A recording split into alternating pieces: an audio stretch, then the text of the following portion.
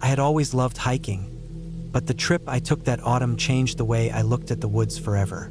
I had been planning it for months. I wanted to test myself, to see if I could handle a long solo hike through a rugged trail that wasn't too popular.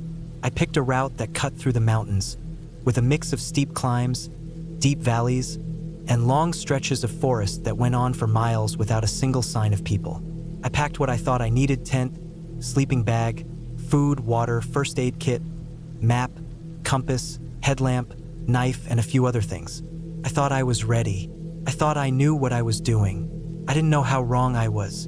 The first morning started out fine. I parked my car near the trailhead, shouldered my pack, and started walking. The air was cool, and the forest smelled of damp leaves and pine. The ground was soft under my boots, and the only sounds were birds calling and branches swaying in the breeze. I felt calm, almost proud of myself.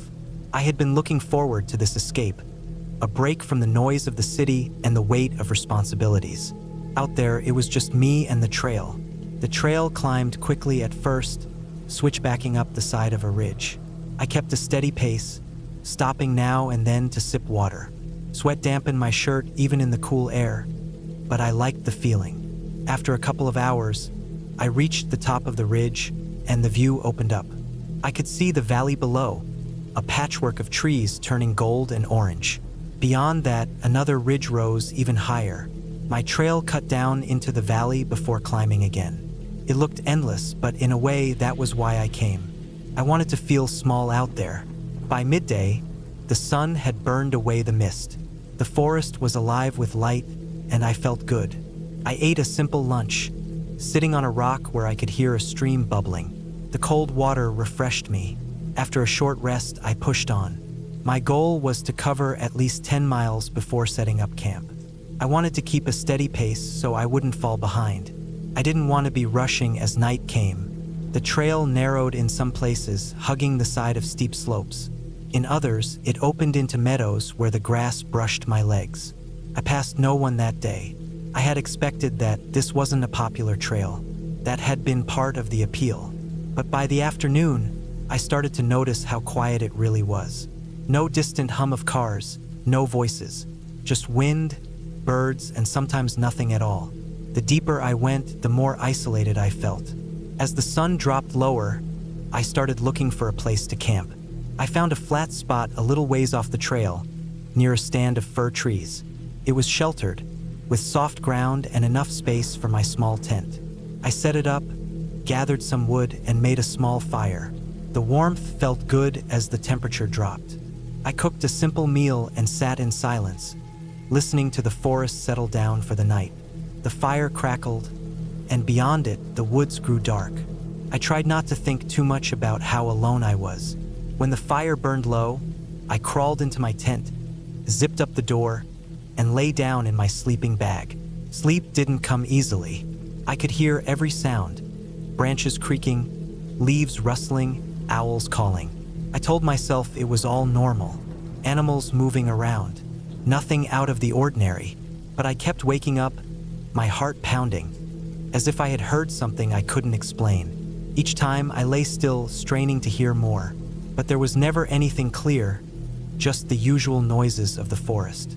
I finally drifted off sometime after midnight, restless but too tired to stay awake. The next morning, I packed up early and got moving. I wanted to cover another long stretch. My legs ached, but I welcomed the feeling. It meant I was pushing myself. The trail grew rougher that day, steeper climbs, more rocks, and sections where fallen trees blocked the way. I had to scramble over them, using my hands to steady myself. The pack dug into my shoulders. Sweat stung my eyes, but I pressed on. Around midday, I noticed something strange. On a muddy stretch of trail, I saw footprints. At first, I thought nothing of it. Hikers left prints all the time. But the longer I looked, the more I realized they were fresh. The edges were sharp, not softened by rain or wind. They were large too, bigger than mine. I crouched and studied them. Whoever had left them had come through recently. Very recently. I felt a little jolt in my chest. I had expected to be alone out here. Seeing signs of someone else made me uneasy. Still, I told myself it was nothing. Maybe another hiker had taken the trail. Maybe they were just ahead of me. I shrugged it off and kept going. But as the hours passed, I noticed more prints. They always seemed fresh, like I was just a short distance behind whoever made them. Sometimes, I saw scuffs on rocks or bent grass, as if someone had passed not long before me.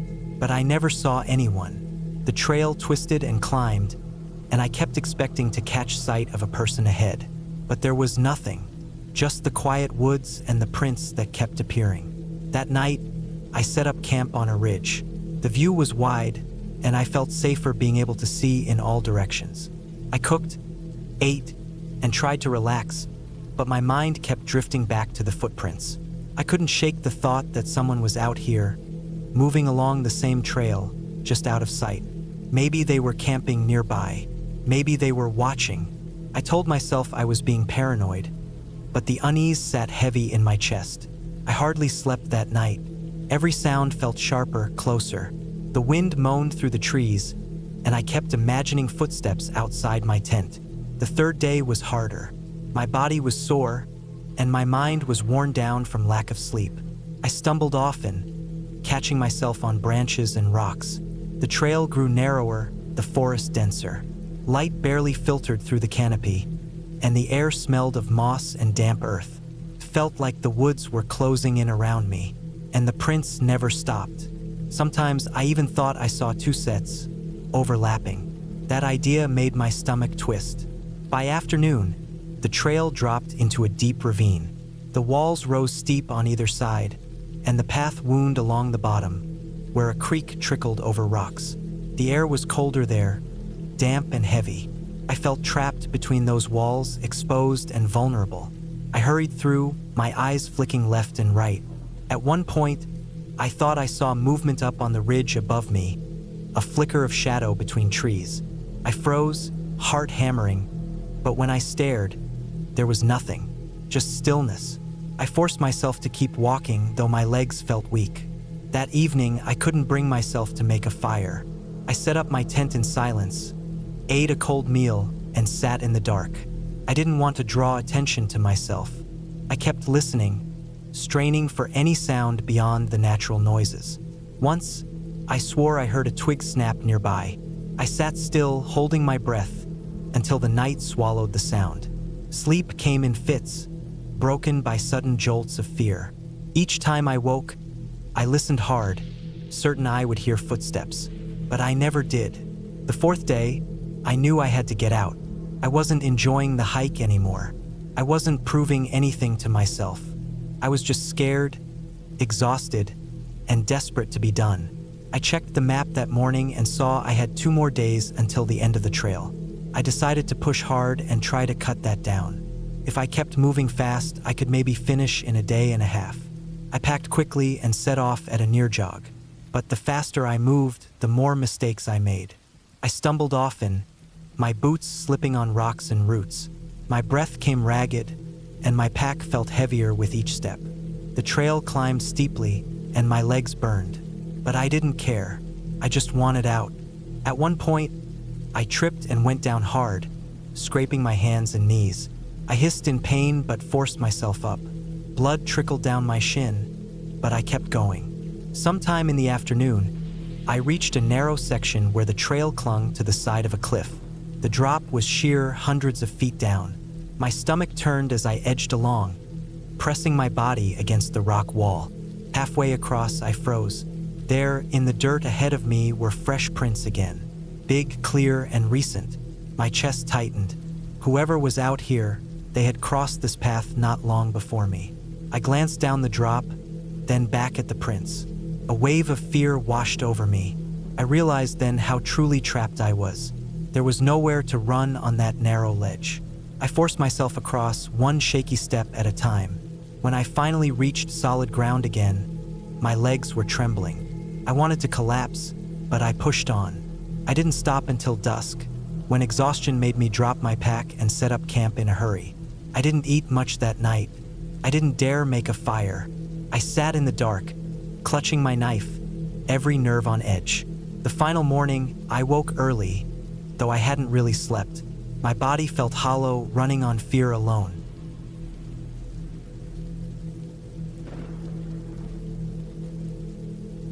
had been planning a long solo hike for months. The idea had been stuck in my head for a while, a sort of challenge I wanted to put myself through. Life had been busy, and I felt like I needed something hard, something that would push me out of my comfort zone and remind me that I was alive. Hiking was not new to me. I had gone on many trails before, both long and short, but I had never done a multi-day solo hike where I carried everything on my back and relied only on myself. The trail I picked was remote, cutting through forest, ridges, and valleys. It was not one of the most popular routes, which was part of the appeal. I wanted silence, distance, and the feeling of being completely away from everything. I studied maps, checked elevation profiles, read reports, and prepared carefully. I knew I needed enough food, water filters, clothing for changing weather, and a tent strong enough for wind or rain. I weighed everything out, packed it carefully, and made sure the backpack sat right on my shoulders. I left behind a note with my planned route and the days I would be gone. When I set out, the weather was perfect. It was early in the morning, the air was cool, and the sky was clear. The trailhead was empty except for one other parked vehicle. I adjusted my straps, locked my car, and started walking into the trees. The crunch of gravel under my boots quickly faded into the softer sound of dirt and pine needles. For the first few miles, everything felt peaceful. I noticed how tall the trees were, how the air smelled fresh, and how quiet the world became as I got deeper in. By noon, I had climbed high enough to get a view through breaks in the forest. I could see hills stretching out in layers, fading into the distance. The trail twisted along ridges and then dropped steeply into valleys where streams ran cold and fast. I filled my water bottle, filtered it, and sat for a while, listening to the steady noise of water rushing over rocks. I felt relaxed but also a little uneasy, the kind of unease that comes when you realize how far you are from anyone else. As the afternoon stretched on, the trail became more rugged. Roots snaked across the dirt, rocks jutted out, and sections of the path narrowed to little more than a foot wide along steep slopes. My backpack felt heavier with every mile. Sweat soaked my shirt, and I felt the strap marks digging into my shoulders. I kept reminding myself this was what I had wanted. A real test, not just a casual walk in the woods. By evening, I found a small clearing flat enough to set up camp. I pitched my tent, cooked a simple meal on my stove, and watched as the sky darkened slowly. When night came, the woods around me grew very still. I lay in my tent listening. At first there were the usual forest sounds, distant rustles, insects, an occasional bird, but eventually it seemed to all quiet down. I was left with nothing but the sound of my own breathing. The first night passed without incident, but I didn't sleep well. Every time I drifted off, I woke again to the thought that I was completely alone. The thin nylon of the tent felt like the only barrier between me and whatever might move in the dark. I forced myself to stay calm, to remind myself that wild animals avoided people, that I had food properly packed and secured, and that I would be fine. Still, it was hard to fully relax. The second day was harder. The trail climbed steeply and stayed high on a ridge for miles. The sun beat down with no shade, and I could feel my skin heating under it. I drank more water than planned, and when I came to the next stream, it was nearly dry. I had to scoop water slowly from shallow pools, filter it carefully, and ration what I had until the next water source. My legs burned with each step, and my pace slowed. That night, I pushed myself farther than I should have. I reached a section of trail where the trees were dense, and there wasn't much flat ground. I walked later than I had planned, hoping to find a better campsite, but darkness closed in quickly. I finally had no choice but to clear a small spot between trees, barely big enough for my tent. I was exhausted, but the day's fatigue didn't make it easier to rest. I woke in the middle of the night to a sound. At first I thought it was wind moving through the branches, but the air was still. The sound came again, sharper this time. A snap like a branch breaking. My heart thudded. I lay frozen, trying to listen. The sound didn't repeat, but my mind was awake now, alert and tense. I thought about bears, about the smell of food even though I had hung my bag away from camp. I waited a long time before I finally drifted off again. The third day felt different. I don't know if it was the lack of sleep, the tiredness in my legs, or something else, but I felt watched. Every time the trail curved, I looked back. Every time a branch moved, I startled. I told myself it was only because I was tired and jumpy. Still, the feeling stayed with me. By afternoon, clouds gathered and the air grew damp. A storm moved in quickly, and the rain came down hard. The trail turned muddy, and my boots slipped often. Water dripped into my clothes, and soon I was soaked through despite my jacket. I forced myself on, worried about finding a safe place to camp. When I finally came across an old, unused shelter near a ridge, I felt relief. It was nothing more than a wooden structure with 3 walls and a roof, left for hikers years ago, but it offered some protection from the storm. I set up inside, my gear spread around me, and listened to the rain hammering the roof. That night was the hardest yet. The wind screamed through the trees, and rain blew sideways into the shelter. The ground was muddy, and water pooled at the edges. I shivered in my sleeping bag, unable to stay warm. And then came the sound again. Not the storm, but something different. Something moving just outside.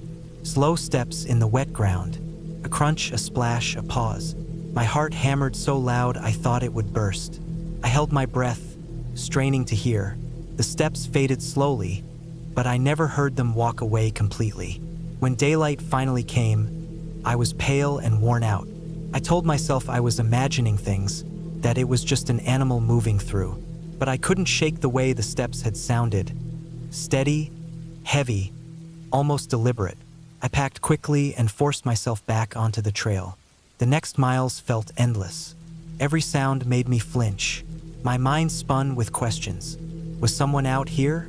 Another hiker? But why would they move around camp in the middle of the night? Why would they leave no trace? By late afternoon, I reached another valley with a wide stream. I filled my bottles and washed my face, trying to feel normal again. But the forest was quiet in a way that felt wrong. No birds, no insects, just silence. The air felt heavy. That night, I camped far from the trail, hidden between trees. I thought maybe being off the main path would help me feel safer. I ate quickly, hung my food, and zipped myself into the tent. Exhaustion weighed on me, but sleep wouldn't come easy. Hours later, I woke again. This time, it wasn't a sound that woke me, but a faint light. I pressed my face against the tent fabric and saw it. A small, flickering glow in the trees, far down the slope. My stomach sank. It was a fire, small but real. Someone was down there. The fire burned for a while, then went dark. Whoever it was hadn't made a sound. I lay awake until morning, my nerves frayed, every muscle stiff with tension. The final day of my hike turned into a race. I pushed myself hard, moving as fast as I could over rough terrain, ignoring the ache in my knees and the blister on my heel. I wanted out. I wanted to be back where there were people, roads, safety. The last miles dragged on forever. I kept looking back, sure I would see someone following. The forest pressed in on all sides, and every step felt slower than the last. Finally, after hours of relentless walking, I saw the trailhead through the trees. My car waited there, exactly as I had left it. But there was another vehicle now, parked close. Old, rusted, with mud caked on the tires. I didn't look closely. I didn't stop. I went straight to my car, shoved my pack inside, and drove away as fast as I could. The relief didn't come right away. Even as the miles rolled by under my tires, I kept checking the rearview mirror. I couldn't shake the image of the firelight in the trees, the sound of steps outside my shelter, the rusted vehicle waiting at the end. I don't know who it was out there or what they wanted. Maybe it was nothing. Maybe it was someone like me, just hiking, just camping. But the silence, the fire, the deliberate movements, none of it felt right. What I know is this: the trail gave me the challenge I was looking for, but not in the way I had planned. It showed me how small and fragile I really am out there, how quickly the woods can turn from peaceful to threatening. I haven't gone back since.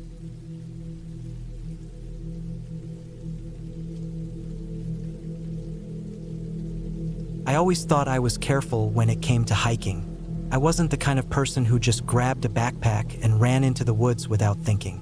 I usually checked maps, packed water, food, gear, and made sure I had a general idea of where I was going. But this trip turned into something I could never have expected, and it left me with a fear that still follows me whenever I even think about heading back into the wilderness. It started on a summer weekend when I decided to hike a long trail that wasn't too far from where I lived. I had seen people post about it online, talking about how quiet it was and how it didn't get a lot of visitors compared to other trails. That appealed to me. I liked being alone out there, away from traffic, phones, and noise. I thought the solitude would make it better.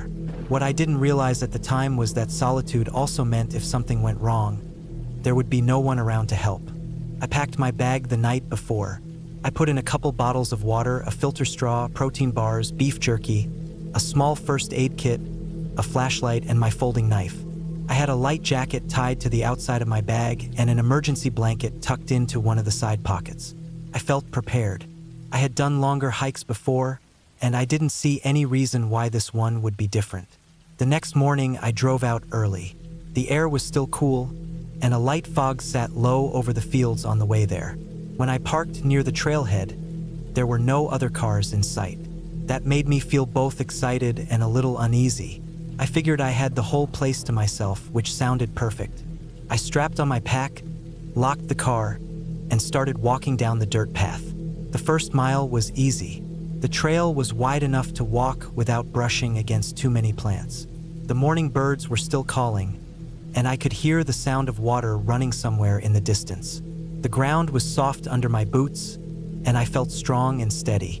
After about 2 miles, the trail narrowed, and I had to watch my step more carefully. Roots stuck up out of the dirt like traps waiting to catch my foot. Rocks poked through the ground in places that could twist an ankle if I wasn't paying attention. The woods around me grew thicker, darker, and quieter. The sounds of cars and people were gone completely. All I could hear was the crunch of my own steps and the occasional snap of a branch. I stopped to drink water and check my map. The trail seemed to split, but the map I had downloaded on my phone showed just one main path. I chose the direction that looked more worn and kept going. That was my first mistake. The path slowly turned rougher and harder to follow. Fallen branches and brush covered parts of it, and I had to push my way through. After a while, I realized I hadn't seen a trail marker in a long time. Normally, there were small colored blazes painted on trees to let you know you were still on the right track, but I hadn't noticed one for at least half an hour. I told myself it was fine, that the path would connect back up with the main trail. I kept going, moving deeper and deeper into the woods. The sun had climbed higher now, and the heat was starting to build. Sweat rolled down my neck and soaked into the straps of my backpack. My shirt clung to my back, and my legs grew tired from stepping over logs and climbing small rises in the ground. By the 4th hour, I started to worry. The path was barely visible anymore.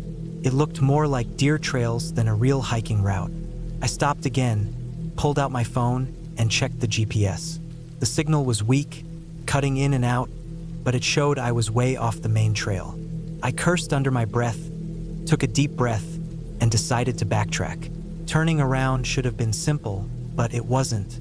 After about 20 minutes, I realized the woods looked different. I didn't see the same landmarks I had passed before. There was no big split tree, no patch of ferns I remembered stepping over. Everything looked the same: trees, brush, dirt. My chest tightened as I realized I might already be lost. I tried to stay calm. I knew panic was the fastest way to make mistakes. I pulled out my compass and tried to walk east, figuring I would eventually cross the main trail again. But the more I walked, the denser the forest seemed to grow. The underbrush scratched at my legs, and branches whipped across my arms and face. After another hour, I stumbled into a small clearing. The ground dipped down into a swampy patch, filled with standing water and buzzing insects. I didn't want to cross it, but the trees on both sides were thick walls that looked impossible to move through. So I went straight across, my boots sinking into the mud, the smell of stagnant water hitting me hard. By the time I reached the other side, my shoes were soaked, and my legs were covered in mud up to the knees. I sat down on a fallen log, exhausted. My water was running low. My food was untouched, but I didn't feel hungry. I only felt tired and uneasy. I told myself I just needed to keep moving east, that I'd eventually find something, a road, a trail, anything. But as the afternoon went on, the woods only grew darker. I started hearing more noises too. Branches snapping in the distance, the quick movement of animals through the brush. At one point, I froze when I heard something heavy moving not far from me. It didn't sound like a deer or a squirrel. It was slower, heavier, and it seemed to follow the same direction I was going. I stood still for a long time, gripping the knife in my pocket, before forcing myself to keep walking. By evening, I was completely drained. My legs ached, my mouth was dry, and my head pounded from thirst. I decided I had to stop for the night. I found a small patch of relatively flat ground near a cluster of rocks and set my pack down. I didn't have a tent with me, just the emergency blanket and jacket. I spread the blanket out and sat down, trying to ignore the growing fear that pressed in with the night. As darkness fell, the forest came alive with sounds. Crickets chirped, frogs croaked, and somewhere far off an owl hooted. But mixed in with those natural sounds were others. Snaps of branches that seemed too close, soft rustling that circled around my resting spot. Every time I thought I might doze off, something jolted me awake again. My body ached from sitting on the hard ground, and the damp air chilled my skin. I didn't sleep at all. When morning finally came, I was already on my feet, eager to move again. My body felt weak, but I pushed forward, determined to find my way out. I rationed the last of my water and chewed on a piece of jerky for energy. Hours passed. The sun rose high, baking me as I trudged through the endless trees. My throat felt like sandpaper, and I started thinking about the creek I had heard on the first day.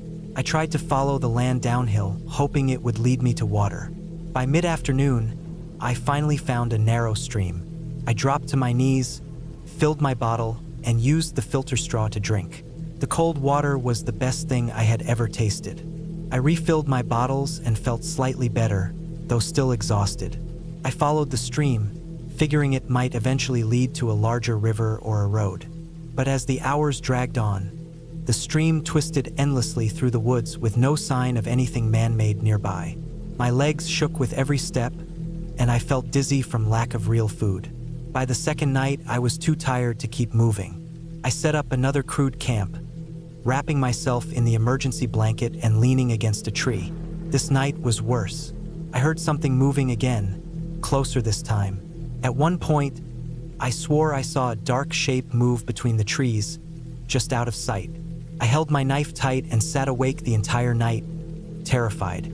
On the third day, I knew I couldn't last much longer. My food was almost gone, my body was drained, and my mind felt hazy from lack of sleep. But as I walked, I noticed the trees thinning slightly. The ground became more open, and patches of sunlight broke through. My heart raced as I pushed forward. Then I saw it, a dirt road cutting across the woods ahead. I nearly collapsed from relief. I stumbled onto it, falling to my knees and crying. I forced myself back up and followed the road, not even caring which direction it went. After about an hour, I heard the distant hum of an engine. A truck appeared around the bend, and I waved my arms wildly. The driver stopped, staring at me like I was some wild animal, but I didn't care. I was safe. That ride back into town felt like a dream. My body was shaking, my lips cracked, and my clothes torn and filthy. The driver said I looked like I had been out there for weeks, though it had only been 3 days. When I finally made it home, I couldn't stop thinking about how easily it had all gone wrong. I had walked off the main trail for just a short time, and it nearly cost me my life. The woods had swallowed me, twisted me around, and drained me to the edge of breaking. Even now, I still hike sometimes, but never alone. I stick to marked trails, carry more supplies, and tell people exactly where I'm going. The memory of those nights out there, surrounded by sounds I couldn't explain, never leaves me. The wilderness is beautiful, but it doesn't care about you. It will let you walk in and never come back out if you're not careful. I learned that the hard way.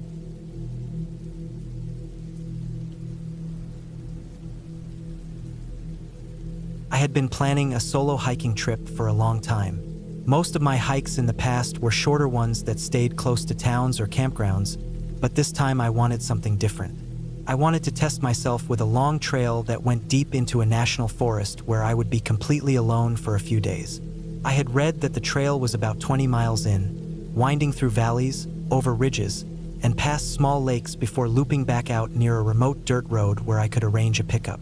It was supposed to take about 3 days at a steady pace. I felt ready. I spent weeks preparing. I packed my backpack carefully, laying everything out on the floor to make sure I didn't forget anything. Tent, sleeping bag, stove, fuel, food, first aid kit, extra layers, rain gear, knife, headlamp, spare batteries, water filter, maps, compass, and GPS. I had a small can of bear spray as well. My pack felt heavy when I strapped it on, but I was used to that weight after practice hikes. I told myself it was worth it to have what I needed. The first morning of the hike was calm. The sky was overcast but clear enough that I wasn't worried about storms. The trail started in a low valley with tall trees surrounding me on both sides. The air smelled of pine and damp soil. At first, I enjoyed the quiet, the way the forest swallowed up the noise of the outside world. My boots crunched softly against the dirt path. I felt good. As the hours passed, I settled into my pace. I stopped for water and snacks now and then. The woods were thick, and the trail wound through them like a tunnel. I rarely saw more than a few yards ahead. Sometimes I would hear distant rustles of animals moving through the brush, but I never saw much more than birds and a few squirrels. By mid-afternoon, I started climbing. The trail rose steeply toward the first ridge. My legs burned, and sweat ran down my back, but I felt proud when I finally reached the top. From there, the view opened up. I could see down into another valley, thick with trees, stretching for miles. The trail cut down the slope and disappeared into the green below. I took a moment to catch my breath, then continued down. That night, I set up camp near a small creek. I filtered water, cooked a simple meal, and watched the light fade. The forest grew dark quickly, and the air turned cold.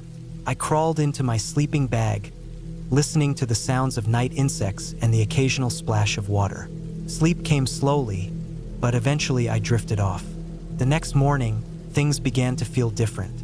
I woke earlier than I expected, just after dawn. The woods were quiet, almost too quiet. I packed up, ate, and set off. The trail that day wound deeper into the forest, away from creeks and ridges. The air felt heavy and damp, and patches of mist clung to the undergrowth. I walked for hours without seeing any sign of people. I knew that was expected. The trail was remote, and not many hikers chose this route. But as time passed, the silence started to feel less peaceful and more oppressive. Every sound of a snapping twig behind me made me turn my head quickly, only to find nothing there. Around midday, I stopped to rest. I sat on a fallen log and pulled out food. As I chewed, I noticed something strange on the trail behind me. The dirt looked disturbed, as though something heavy had pressed into it. At first, I thought it was an animal track, maybe a deer, but it seemed wider. I stood and studied it closer. It looked more like a boot print, but not fresh, maybe from another hiker who had passed through earlier. Still, it looked larger than my own. I brushed it off and kept going, but the thought stuck with me. I hadn't seen anyone since starting the trail. I reminded myself that other people used the forest, and it wasn't unusual to find old prints. Even so, I found myself glancing behind me more often than before. The day stretched on. The woods grew thicker and the trail narrowed. Branches scraped against my arms and legs as I pushed through. I started feeling more and more uneasy. By the time I stopped for water, my nerves were tight. Then, something happened that I couldn't ignore. When I leaned down by a creek to fill my bottle, I saw a mark on a tree nearby. It wasn't natural. It looked like a deep cut, as though someone had taken a knife and carved into the bark. It wasn't initials or a symbol, just a rough slash, but fresh enough that the wood underneath was still pale. I felt a jolt in my stomach. Someone had been here not long ago. I scanned the woods around me, but everything was still.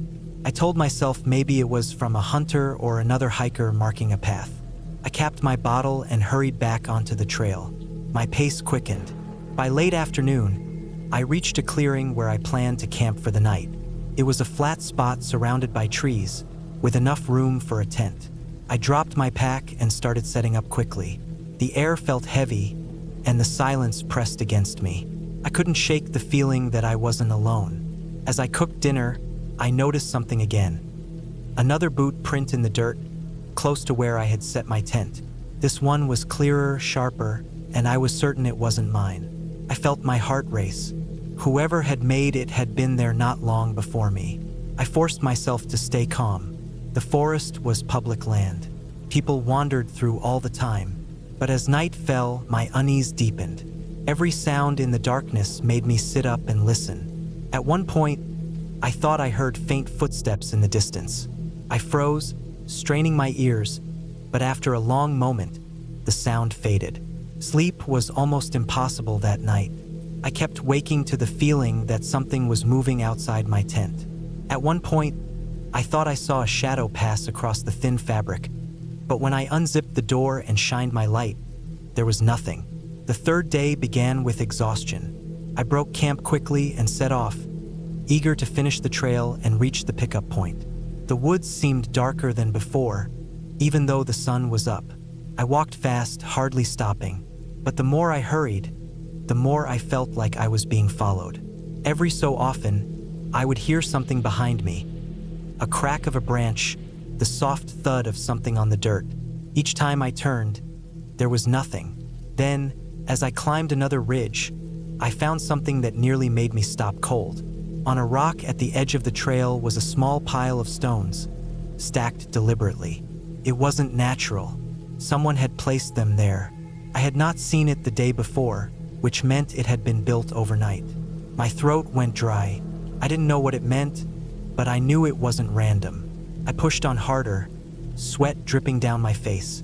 My legs ached, but fear drove me forward. By late afternoon, I reached another creek and crouched to refill my water. That's when I noticed movement in the trees behind me.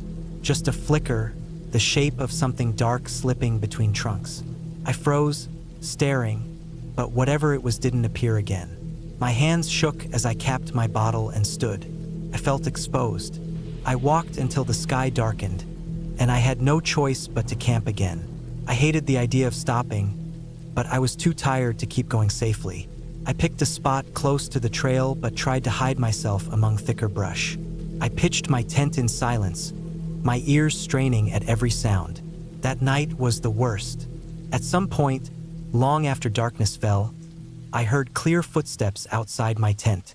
Slow, deliberate steps moving around me. I held my breath, gripping the knife I kept by my side. The footsteps circled, then stopped. The silence was unbearable. My heart pounded so loud I thought it would give me away. I stayed frozen until exhaustion finally pulled me into shallow sleep. When I woke in the morning, I unzipped the tent carefully. Nothing was there, but in the dirt not 10 feet away was a boot print. Fresh, larger than mine. Panic surged. I stuffed my gear into my pack without eating breakfast. I had one goal: get out.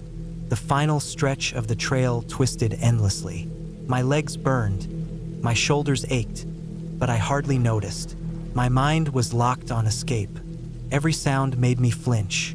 I no longer looked back. I didn't want to see. Hours later, the trees finally thinned, and I saw the dirt road ahead. Relief washed over me so strong I nearly stumbled. I hurried forward, breaking from the forest. My pickup point was still a mile down the road, but at least I was out of the woods. I walked fast, glancing back only once. In the distance, at the tree line, I thought I saw a figure. Tall, unmoving, watching. My chest tightened. I didn't wait to see more. I turned and kept walking until I reached the arranged spot, where eventually a car came down the road to meet me. I never looked back again.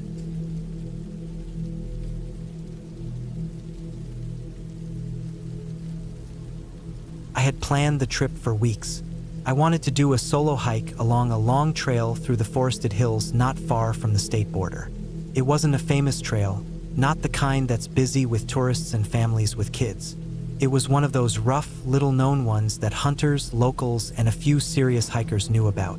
That was exactly why I wanted to try it. I liked the idea of being away from crowds, just me, the trail, and the woods. I told myself I was ready. I had all the gear packed: tent, sleeping bag, food, water filter, flashlight, extra batteries, knife, rope, map, compass, and my phone with an extra power bank. It was the middle of summer, hot but not unbearable, and the days were long. I drove out early in the morning and parked my car on a dirt turnout near the start of the trail. It was just a rough patch of ground where people left their vehicles before heading into the woods. A faded wooden sign stood at the edge, barely legible, with some warning about wildlife and keeping the trail clean. I locked the car, strapped on my pack, and started walking. The first few miles were easy. The trail was wide, dry, and clear. The trees arched above me, their leaves moving in the light breeze, letting in scattered beams of sunlight. Birds chirped, insects buzzed, and everything felt alive but peaceful. I moved at a steady pace, stopping every now and then to sip water or check my map. I wanted to get deep into the woods before setting up camp for the night. As the hours passed, the trail became narrower and rougher. Roots stuck out, rocks jutted up, and sometimes I had to push branches aside. I didn't mind. That was part of the fun. I liked the feeling of working my way into a place where not many people went. The air grew thicker and quieter as I moved farther from the road. By afternoon, I had covered a good distance and my shirt was soaked with sweat. I stopped near a small creek, refilled my bottle with filtered water, and rested for a while. By late evening, I found a small clearing off the trail and decided it would make a good campsite. The ground was fairly level, soft with pine needles, and not too close to the creek so I wouldn't have bugs swarming me. I set up my tent, rolled out my sleeping bag, and cooked a quick meal with my small stove. The sun dipped low, painting the treetops orange, then vanished behind the ridge. The woods grew darker quickly, the sounds shifting from daytime birds to night insects and distant owls. I crawled into my tent, tired but content. The first night passed quietly. I woke once or twice to strange rustling sounds outside, but that's normal in the woods. Animals move through, and most don't care about humans unless you leave food out. I made sure my food was sealed tight and hung it from a tree away from the tent. I slept again until dawn. The next morning, I packed up and continued on. My plan was to hike for several days, looping around and eventually returning to the car. I had marked the route carefully. The trail was faint in some spots, and I had to keep checking the map and compass. I noticed that I hadn't seen any other hikers since I started. Not one. That didn't bother me at first. I had wanted solitude, and now I had it. But as the day wore on, the woods began to feel heavier, like they were pressing in on me. The trail became less of a path and more of a suggestion. Sometimes I had to backtrack after realizing I'd wandered off the faint markings. My legs grew sore, and sweat ran down my back constantly. By afternoon, clouds rolled in and the woods grew dim even though it wasn't yet evening. I pushed on, determined to reach the point I had marked on the map. It was supposed to be a wide open area, a meadow where I could rest and set up my next camp. But I miscalculated. The trail twisted in ways that didn't match the map perfectly, and the deeper I went, the more uncertain I became. That was when the unease truly started. It began small. I heard noises behind me, faint but steady. At first I thought it was just my imagination, the echo of my own steps or a squirrel darting through the brush. But sometimes the sound matched my pace too closely, almost like someone else was walking behind me. When I stopped, the sound stopped too. I turned, scanning the trail, but there was nothing, just trees, undergrowth, and silence. I told myself I was tired, maybe jumpy from being alone. Still, the feeling clung to me. I quickened my pace, my boots crunching on dry leaves, and kept glancing back. Nothing, always nothing. By evening, I reached an area that didn't match my map. The trail split into two faint tracks, both overgrown. I stood there for a while, comparing them with the lines on the paper, but it didn't help. The map wasn't detailed enough. I picked the left one, telling myself I could backtrack if needed. But the light was fading fast, and I had to find a spot to camp soon. I walked for another half hour before deciding to stop. I found a small rise above the trail and pitched my tent. The woods were quiet, almost too quiet. No birds, no insects, just the soft rustle of leaves. I ate a cold meal, too tired to fire up the stove, and crawled into my sleeping bag. My body ached from the long hike, but my mind wouldn't settle. I kept hearing faint noises outside. Not the usual scurrying of animals, but heavier, slower, like footsteps in the underbrush. I stayed awake for a long time, listening. Every time I thought I was drifting off, a sound would jolt me back awake. A twig snapping, leaves crunching, always close, never far. I gripped the knife I kept beside me and forced myself to breathe slowly. Hours passed like that until at some point exhaustion pulled me under. When I woke, it was dawn. The woods looked normal again, the sunlight slanting through the trees. I stepped outside the tent, stretching my stiff legs. That was when I noticed something that made my stomach drop. On the ground, not far from the tent, were footprints. Not boot prints like mine, bare feet, large, wider than mine, pressed deep into the soil. They circled the tent, moving around it as if someone had been walking there while I slept. My chest tightened. I crouched, staring at them. They were fresh. The edges were sharp, not softened by rain or time. Whoever had left them had been there during the night. Suddenly, all the sounds I had heard made sense. Someone had been out there, moving around me in the dark, watching. I packed up quickly, my hands shaking. I didn't even eat breakfast. I stuffed everything into my pack and started walking. I didn't care about the planned route anymore. I just wanted to get back to the car. I thought I remembered the way, but the trail twisted and split again, and I wasn't sure. My map seemed useless, and my phone had no signal. The deeper I went, the more wrong everything felt. I kept seeing signs that someone else was out there. A branch broken at shoulder height, not like an animal would do. A pile of stones stacked neatly in the middle of the trail. Once, I found a piece of rope tied between two trees at knee level like a trip line. I froze when I saw that, staring at it. That wasn't natural. Someone had set it there. Panic clawed at me. I pulled it down and kept moving, my eyes darting to every shadow. I couldn't shake the feeling that I was being hunted. Hours passed and I grew weaker. My legs burned, my throat was dry, and my pack felt twice as heavy. Still, I pushed on. Then, just when I thought I was making progress, I stumbled into something that made my blood run cold. In a small clearing, there was a crude shelter made of branches and leaves. Inside were bones. Animal bones, I told myself. They had to be, but they were piled neatly, cleaned of flesh, stacked in patterns. Beside them was something else. A torn piece of fabric, like part of a shirt, stained dark. I backed away slowly, my heart pounding so hard I could hear it in my ears. I didn't want to think about what kind of person lived out here, building shelters and leaving footprints around tents. I just wanted to get out alive. The sun was sinking again, and I knew I couldn't walk safely in the dark. I found another spot to camp, but I didn't dare make a fire. I set up the tent quickly, ate a few bites of food, and sat inside with my knife. Sleep was impossible.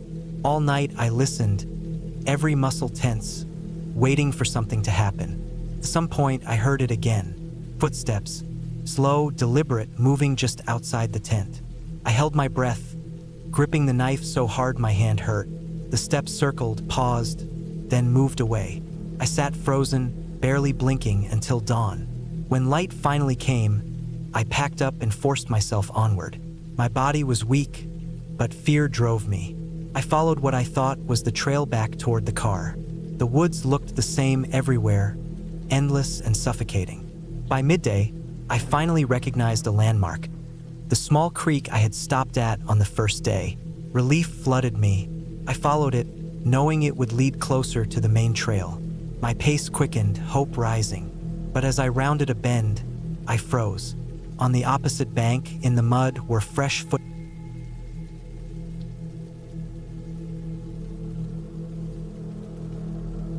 I had been planning this hike for months. I always looked at maps during quiet evenings, running my finger across the ridges, valleys, and switchbacks of the trail system that cut through the mountains. The area I chose was remote, far less crowded than the popular national park trails. That was the appeal for me. I wanted to test myself, to step away from the world of constant noise, and to spend time in silence among trees and stone and sky. I picked a 3-day route, a loop that climbed through a mountain pass, curved along a ridge, and then dropped back down through a thick forest to return to the trailhead. I studied topographic lines, trail reports, and weather forecasts. I packed carefully: tent, food, stove, water filter, first aid kit, extra clothes, and a GPS device. Everything felt in order. I wanted control, but in the back of my mind, I knew the wilderness always held more power than I did. The morning of the trip was clear and cool. I parked my car in the gravel lot by the trailhead. There were no other cars, which reassured me and unsettled me at the same time. I liked the idea of solitude, but I knew it also meant that if something went wrong, no one would come along by chance. I tightened the straps of my pack, made sure my boots were laced well, and stepped onto the dirt path that disappeared into the forest. The first day went smoothly. The trail was narrow but easy to follow. I moved steadily upward, climbing through tall pines that smelled like resin in the morning sun. Birds darted through the branches, their wings flashing silver in the light. My body felt good under the weight of the pack, my breathing even as the elevation increased. I stopped by a stream to fill my bottle, crouching to watch the water push over stones polished smooth by time. By late afternoon, I reached a small clearing just below the pass. It was the perfect campsite: flat ground, soft soil, and a view of the ridge above me. I pitched my tent, boiled water for dinner, and ate slowly while the air cooled. When darkness came, it came fast. The forest closed in, and the stars appeared like holes punched in the sky. I lay in my sleeping bag listening to the faint whistle of wind through the trees until sleep pulled me under. The next day started bright and sharp. I packed up, shouldered my load, and climbed through the pass. From the top, the world stretched out in every direction. Valleys carved by glaciers, peaks jagged against the horizon, endless ridges fading into blue distance. I felt small and lucky at the same time. I followed the trail along the ridge, walking carefully over loose rock, the air thinner but fresh. Sometime in the afternoon, I noticed something odd. The trail markers that had been frequent, little blazes on trees or cairns of stacked rocks, grew less consistent. I saw one, then walked a long while before seeing another. The path beneath me became faint. It was still there, but less defined, as if fewer people had walked this section. I checked my GPS. It showed me on the right track, so I kept moving forward, trusting the device. Hours passed, and the sun slid lower. I began to feel uneasy. The trail kept fading, and the ground looked less like a path and more like a natural run of stone and dirt. I crouched several times to look for footprints, but the soil was hard, leaving no clear marks. My GPS still showed me on the line of the loop, though the signal flickered when clouds thickened overhead. By the time I stopped for the night, my confidence had slipped. I pitched my tent in a small hollow near a cluster of boulders, sheltered from the wind that had picked up. I cooked a quick meal, but I ate with little appetite, my stomach tight with worry. The woods around me felt different, heavier, as if the silence carried weight. When I lay down that night, I noticed how loud every sound seemed. Twigs snapped somewhere in the dark. A small rustle moved through the brush, probably a rabbit or squirrel, but it made my pulse race. I tried to steady my breathing, reminding myself that animals were common here and that most avoided people. Still, I slept poorly, waking often to listen to noises I could not see. The third day was meant to be my descent, the easier part of the loop. I expected to drop back down into the forest and eventually reach the trailhead by late afternoon. But when I packed up and began walking, things went wrong quickly. The trail disappeared almost completely. Where I expected to find switchbacks winding downward, I found nothing but uneven slopes, tangles of brush, and scattered rocks. I pulled out my GPS again. The device showed me still on the loop, but the line it gave me cut across terrain that didn't look like a trail at all. I pushed forward anyway, forcing my way through undergrowth, sliding down loose soil, grabbing at roots to keep my balance. My legs burned, and sweat soaked through my shirt despite the cool air. After hours of this, I realized with a sick feeling that I was no longer on any trail. The GPS line had led me into thick woods with no sign of human passage. I checked the screen again and saw the signal flashing weakly, sometimes jumping my position dozens of yards in a blink. I cursed under my breath and tried to stay calm. I knew the general direction of the trailhead, but the mountains twisted and folded in ways that made direction unreliable. I told myself I would backtrack, but when I turned around, everything looked the same. Trees pressed close, their trunks straight and endless, their branches blotting out the sky. The slope I thought I had climbed seemed to vanish behind me. My footprints were lost in the needles and leaves. Panic rose in me then. I fought it, forcing myself to breathe slow and think. I had food for another day or two, water I could filter, and gear to stay warm. I wasn't in immediate danger, but the knowledge that I was lost pressed down on me like weight on my chest. I chose a direction and kept moving. The forest grew thicker. Deadfall blocked my path. At times I crawled on hands and knees under tangled branches, my pack snagging and dragging. I tripped more than once, skinning my palms, bruising my knees. My heart pounded harder with every stumble.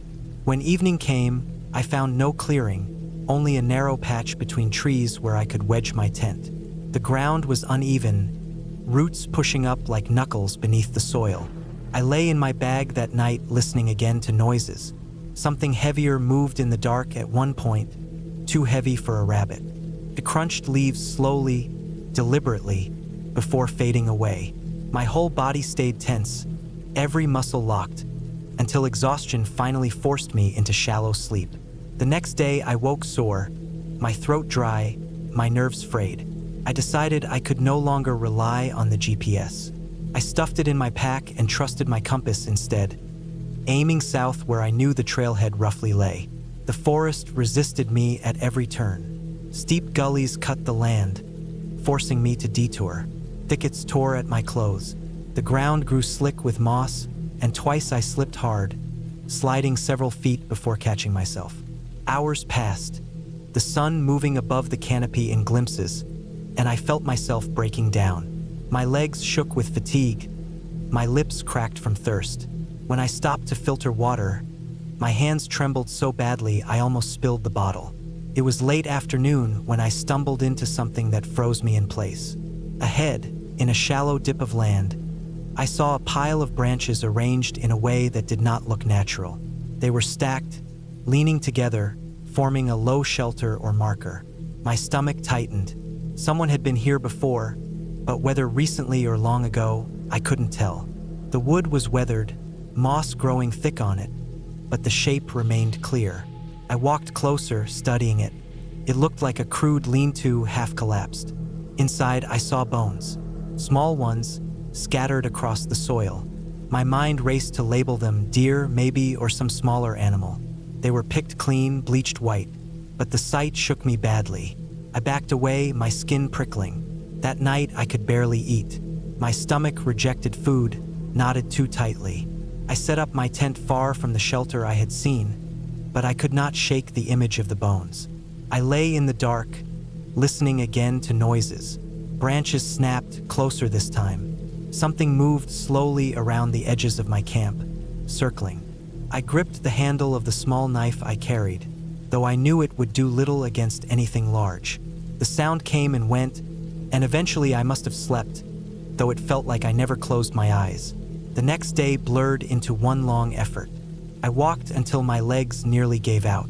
My mind drifted in and out of focus, hunger and fear grinding me down. I thought I saw shapes in the trees sometimes, hints of movement, but whenever I looked directly, nothing was there.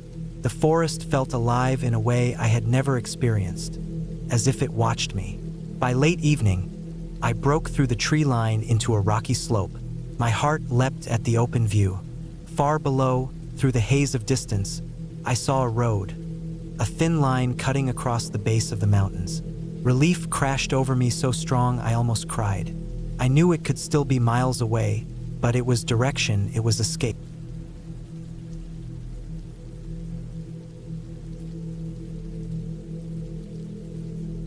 I never expected a simple hike to change the way I looked at the outdoors. I had hiked before, though not often, and I always thought of it as peaceful and refreshing. That day, I wanted to clear my head. I picked a trail that I read about online, a ridge trail not too far from town with moderate difficulty. It wasn't supposed to be dangerous. I told myself it would be just a few hours, in and out, with time left to relax at home. I started out early in the morning. The air was cool, and there was still dew clinging to the grass near the trailhead. The parking lot was small, with only 2 other cars. I stretched my legs, adjusted my pack, and began walking.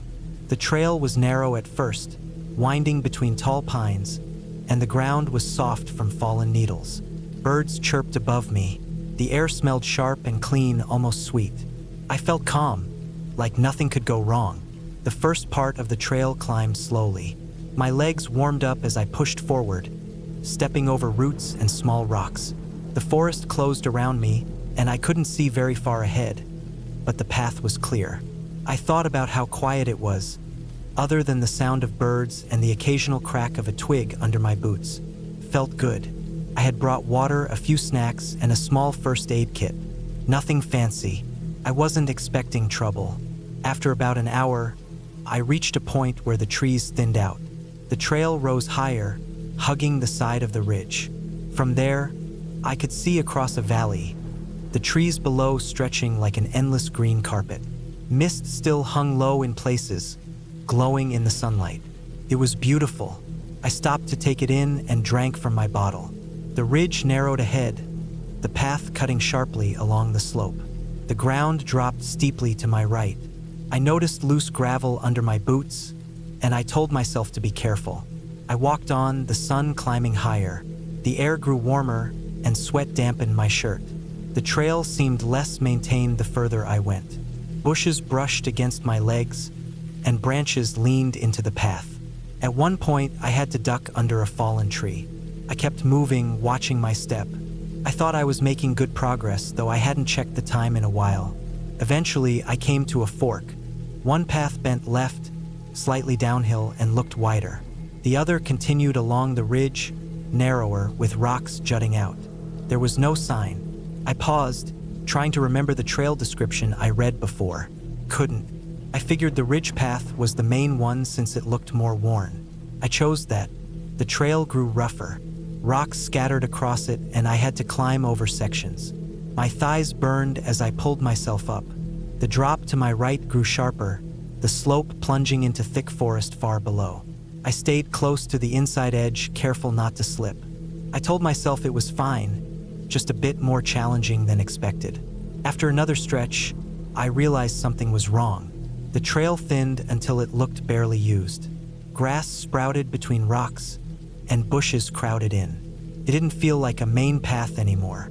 I stopped and looked around. Behind me, the trail I came from was still there, but ahead it looked like nothing but brush. I thought maybe it would open up again if I pushed through. I tried. For a few minutes, I fought my way forward, branches scraping my arms, thorns snagging my pants. My breathing grew heavy, and sweat ran down my face. Finally, I stopped. It didn't look like a trail anymore, just a mess of bushes clinging to the slope. I cursed under my breath and turned around. That's when the first jolt of fear hit me. I walked back, but after a few minutes, the trail didn't look the same. I saw rocks and patches of dirt, but they blended together. The ground was uneven, and I couldn't tell where I had come from. I slowed down, scanning the ground, but my boot prints weren't clear. The pine needles and gravel erased them. My chest tightened. I tried to stay calm. I told myself it was fine, I just needed to retrace carefully. I backtracked further, looking for the wider fork I passed earlier. I thought it had to be close, but the more I walked, the less sure I became. The slope looked different, the trees arranged in ways I didn't recognize. I stopped again, my heart pounding. I was on a ridge with steep drops on both sides, and the path I thought I knew seemed to vanish into the forest. Panic bubbled in me, but I pushed it down. I took a sip of water, forcing myself to breathe slow. I still had supplies. I wasn't in immediate danger. I told myself I'd just go slow, look carefully, and find the main path. I tried heading downhill, thinking it would lead me back toward the valley. The slope was steep, covered in loose dirt and rocks. I slipped more than once, grabbing at tree trunks to steady myself. Branches whipped against my face, and dry leaves crunched under my boots. I thought I was making progress, but after a while, the ground leveled out into dense forest. No trail, no sign of anything, just endless trees. The forest felt different there, darker. The air was heavier, full of damp earth and rot. I couldn't hear the birds anymore, just the faint rustle of leaves high above. I turned in circles, trying to pick a direction, but everything looked the same. My mouth was dry even though I still had water. My shirt clung to my back. I realized I was sweating from fear as much as from the heat. I picked a direction and walked.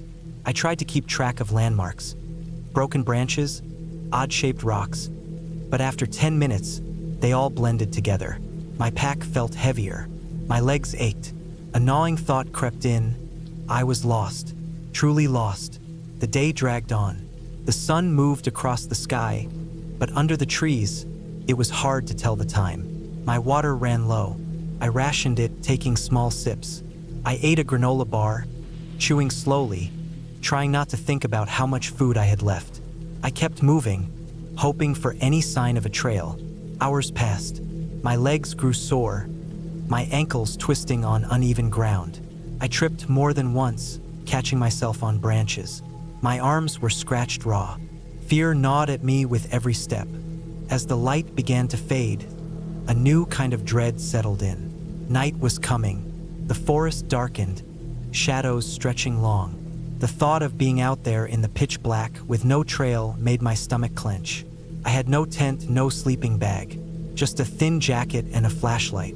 I found a spot against a tree and sat, exhausted.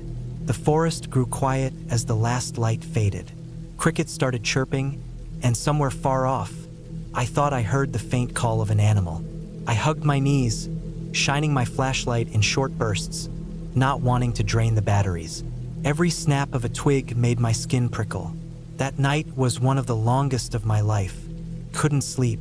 I shivered in the cold, my back aching against the tree. My mind spun with thoughts. What if no one found me? What if I wandered deeper and deeper until I collapsed? I tried to push the thoughts away, but they pressed in from all sides. When dawn finally came, pale light seeping through the trees, I felt hollow. My body was stiff, my throat dry. I drank the last of my water, knowing I needed to find more soon. My lips were cracked, and my tongue felt thick. I forced myself up and started walking again. My legs trembled, but I kept moving. I searched for any sign of running water, thinking if I found a stream, I could follow it. The ground sloped downward, and I pushed that way, sliding down small ridges, grabbing roots for balance.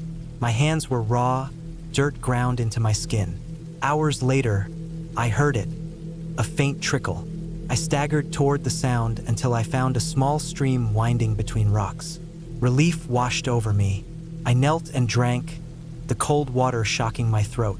I filled my bottle, grateful, though I knew it wasn't safe untreated. I didn't care. I needed it. I decided to follow the stream, hoping it would lead to a larger river, maybe even civilization. I stumbled along the bank, slipping on wet rocks, pushing through brush. My legs screamed with every step, but I forced myself on. Days blurred together after that. I lost track of time. My food ran out, and hunger gnawed at me. I tried chewing pine needles, bitter and sharp, just to have something in my stomach. I grew weaker, my vision hazy. At night, I curled up on the ground, shivering, listening to the forest sounds. Every rustle made my heart pound. I imagined animals watching me from the dark. My flashlight dimmed with each use, and I started saving it only for emergencies. On the third day, maybe the fourth, I wasn't sure, I stumbled into a clearing. Sunlight poured down, and across the open space, I saw something that made my heart leap. A dirt road, wide and clear, cutting through the trees. I ran, stumbling, nearly falling. I reached the road and collapsed on the gravel, gasping, almost crying. I lay there for a long time, too weak to move. Eventually, I pushed myself up and started walking. Out.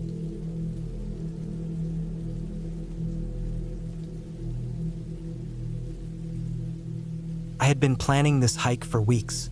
I had a stretch of days off work, and I wanted to do something away from screens and noise. Hiking had always been a way for me to reset. I studied a map of a state forest that I hadn't explored before. It wasn't a popular spot, not like the big parks that had visitor centers and rangers on duty. This place was more isolated, rougher trails, fewer people, and from what I read, a lot of hunters and loggers came through. That didn't bother me. In fact, I liked the idea of being somewhere not many people went. I packed my backpack carefully. I brought water, snacks, a lightweight tarp, flashlight, a knife, a map and compass, extra layers, and my phone with a power bank. I left my small tent behind because I wasn't planning to camp.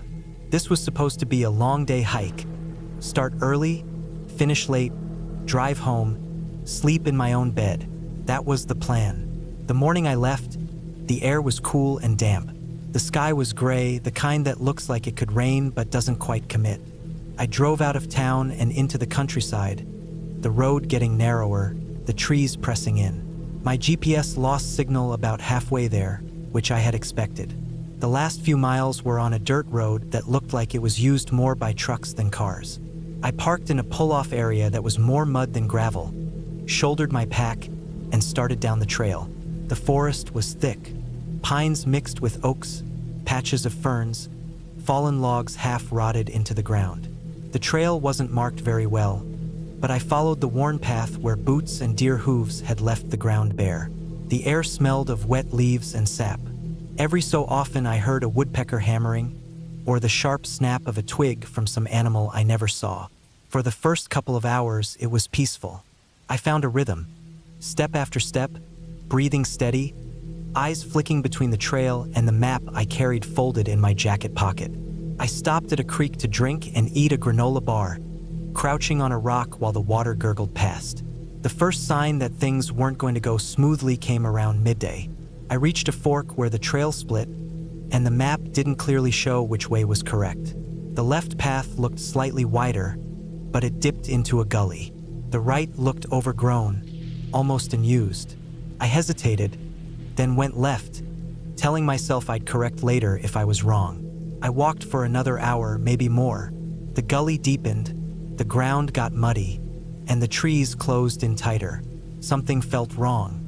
I pulled out the map, tried to line it up with my compass, but the landmarks weren't making sense. The gully wasn't on the paper at all.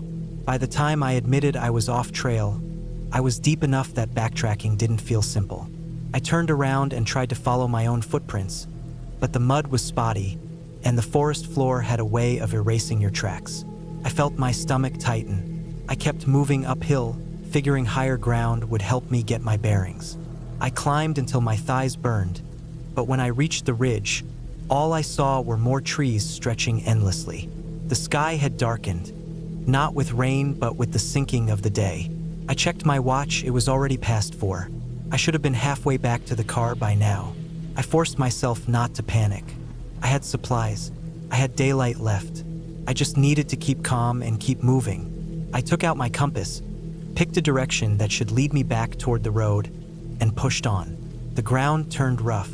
Thorn bushes tore at my pants, branches smacked across my face, and I stumbled more than once on hidden roots. My breathing got heavier. Sweat soaked my shirt even though the air was cooling. I told myself to slow down, to think, but the thought of being stuck in these woods overnight made me move faster. It was around then that I started noticing signs that someone else had been here. At first it was just cut logs, cleanly sawed, stacked near a clearing. Then I saw old cans half buried in dirt, and a plastic chair with one leg broken lying on its side. None of it looked fresh. The logs were mossy, the cans rusted, the chair brittle and sun-bleached. Still, it reminded me that people came here, even if not often. I found a path again, or what I thought was one. It was narrow, but the ground was tamped down enough to suggest regular use. I followed it eagerly. It wound through a grove of pines, down into another low area, then out again. After about half an hour, I came across something that made my chest tighten. It was a campsite, or what used to be one. A fire ring made of stones sat in the middle, filled with ashes and charred wood. Around it were a few items left behind: an old tarp half buried in leaves, a rusted metal pot, the frame of what might have been a folding chair. Everything looked abandoned, untouched for years. The forest was slowly swallowing it. I stood there staring, feeling both relieved and uneasy. Relieved because it meant this was definitely a place people had used before. Uneasy because it felt wrong, almost like stumbling into a forgotten place you weren't supposed to find. I pressed on, following faint tracks that led away from the camp. The light was fading fast now, and my stomach was growling. I thought about stopping, pulling out the tarp and hunkering down for the night, but the idea of sleeping in that deserted camp made my skin crawl. I decided to keep moving until I absolutely couldn't. Darkness fell quicker than I expected. 1 minute the forest was dim, the next it was black. I had to stop and dig out my flashlight. The beam cut through the dark in a narrow tunnel, making the shadows on either side feel thicker. Every sound seemed amplified: the crunch of my boots, the rustle of leaves, the snap of branches far off. That's when the fear really started to sink in. The kind that comes from knowing you're truly alone, far from help, with no guarantee of finding your way out. I tried to focus on my steps, one after another, but my mind kept drifting to worst-case scenarios. Twisting an ankle, running out of batteries, wandering in circles until exhaustion set in. At some point, I realized I wasn't on a path anymore. The ground had grown rough and uneven again, and the trees pressed in so close I had to push through them. I cursed under my breath, shining the light in every direction, but nothing looked familiar. My legs were shaking from exhaustion. My throat was dry. I finally accepted that I had no choice but to stop for the night. I found a small clearing just wide enough to stretch out. I spread my tarp on the ground, sat down, and chewed slowly on a protein bar while I listened to the forest alive around me. It was a long night. The cold seeped into my bones. Every few minutes, I'd jolt awake from half sleep at the sound of something moving nearby: a branch breaking, leaves crunching, and animals snorting. My flashlight stayed in my hand the whole time, my thumb brushing the switch, ready to flick it on. But no matter how hard I looked, I never saw anything. Just trees, just blackness. When dawn finally came, the light was pale and weak, but it was enough. I sat up stiffly, stuffed everything back into my pack, and forced myself to eat. I told myself today I'd find my way out. I chose a direction with the compass and started again. Hours passed. The forest stretched on and on. My legs ached. My shoulders burned under the weight of my pack, but I kept moving. At one point, I stumbled onto another clearing and froze. There was a shack. It was small, barely more than a hut, built of rough wood with a tin roof rusting through in spots. The door hung slightly open, creaking in the breeze. My first reaction was relief. Finally, some sign of real human presence. But the longer I stared, the more dread settled in. Something about it felt wrong. I circled it slowly, flashlight out even though it was day. The walls were weathered, some boards warped or split. A pile of empty cans sat outside, rusted like the ones at the camp. The windows were covered with plywood nailed from the inside. I felt the hair on my neck rise. Against my better judgment, I stepped closer and pushed the door. It swung open stiffly. Inside was dark, musty, smelling of mildew and old smoke. My flashlight beam swept across a small space with a dirt floor. There was a cot with a moldy blanket, a broken chair, and shelves lined with jars whose contents had long spoiled. Cobwebs stretched between the beams. It looked abandoned, but I couldn't shake the feeling that I was intruding. I backed out quickly and kept walking, my heart hammering harder than before. The rest of the day blurred into endless trees, endless steps. I kept expecting to find a trail marker, a sign, something that meant civilization, but there was nothing. My water ran low. My stomach cramped from hunger. My flashlight battery ticked down lower. That night, I didn't even bother with the tarp. I collapsed against a tree, too tired to care about comfort, and drifted in and out of shallow sleep. I dreamed of roads that turned into rivers, of walking in circles forever. When I woke again, the sun was high. I forced myself to my feet, weak but still moving. Hours later, when I thought I couldn't go any further,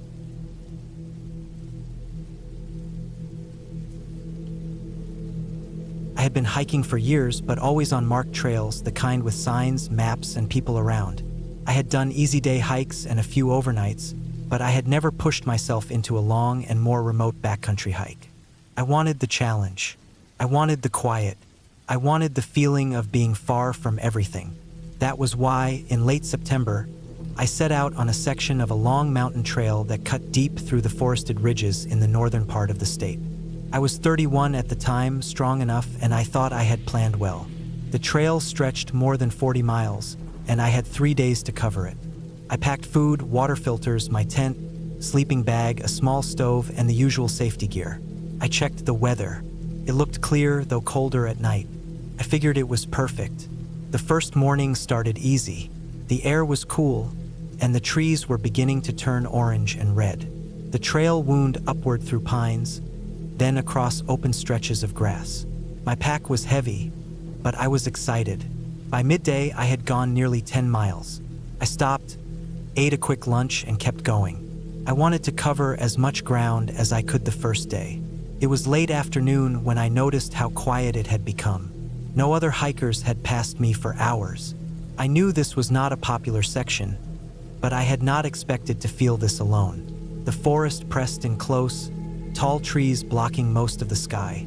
My footsteps were the only sound, except sometimes a bird or the wind shaking loose leaves. When I finally stopped to set up camp, the sun was low. I pitched my tent on a flat spot near a small stream. The water was clear and cold. I filtered a bottle and cooked a freeze-dried meal. As I ate, I looked around. The woods were thick, shadows already filling them.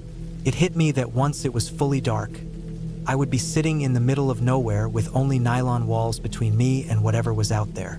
That night was restless. I kept waking to sounds. A branch cracking, something moving through leaves. I told myself it was deer, maybe raccoons. Still, my heart pounded every time. At one point, I thought I heard slow footsteps in the distance, but I forced myself not to panic. Eventually, I slept. The next day, I rose at dawn. The morning air was cold, and my breath came out in little clouds. I packed up quickly and started hiking. The trail climbed higher, and the forest thinned. There were wide views of rolling ridges and valleys below. For a while, I forgot the unease of the night. By midday, clouds moved in. The sky darkened. I pushed harder, hoping to reach the next stream before rain came. My legs grew tired, and the pack felt heavier. Around late afternoon, drizzle began, cold and steady. The trail grew slick with mud. My boots sank, and I slipped often. I reached a clearing near a ridge and decided to camp there. I set my tent in the rain, hands cold and clumsy. Everything felt damp. My dinner was quick, just a protein bar and water. I crawled into my sleeping bag, listening to rain hit the nylon. That night was worse than the first. The rain stopped around midnight, but the woods were alive with sound. I heard rustling close at times, then silence, then more movement. It was not constant, but enough to keep me awake. At one point, I thought I heard breathing, slow and heavy, just outside. I froze, heart hammering, barely daring to move. I lay still for what felt like hours until exhaustion pulled me under. When I woke, it was still dark. My watch said 5 a.m. I waited for dawn, then quickly packed. I told myself it was just animals, but unease had settled deep in me. The third day was supposed to be my last. I had about 15 miles left. If I pushed, I could reach the end before dark. I started strong, but the trail wound endlessly, up and down ridges, through dense thickets, across streams. My legs ached. By noon, I was hungry, but I didn't stop long. I wanted to finish. The forest grew thicker again, the trail narrow and overgrown. The air felt heavy. Every sound made me turn my head. Then I noticed something. The trail showed fresh boot prints in the mud. They were not mine. The tread was different, wider. At first, I felt relief. It meant someone else was out here. But as I followed, unease crept in. The prints looked recent, maybe only hours old. But I had seen no one. I kept moving. After a while, I realized the prints matched my pace almost exactly. Up hills, around bends, across streams. Whoever it was, they had been going the same direction not long before me. As afternoon came, I grew more anxious. The woods felt oppressive. Every so often, I stopped and listened. Sometimes, I thought I heard faint movement behind me, but when I looked, the trail was empty. I pushed harder, sweat soaking my shirt despite the cool air. My pack dug into my shoulders. My water ran low. I told myself I just needed to keep going, just make it to the end. It was near dusk when I reached a narrow valley. The trail dipped between steep hills, thick with trees. Light faded fast. My legs screamed, but I kept moving. Then I saw it. Ahead, in the mud, the boot prints stopped. Just ended. I crouched down, staring. They did not turn back. They did not leave the trail. They simply vanished. I stood frozen. The woods around me were silent, too silent. I felt watched, the hair on my neck rising. My hands shook as I adjusted my pack. I forced myself to keep walking, faster now, heart pounding. The last miles were a blur of panic.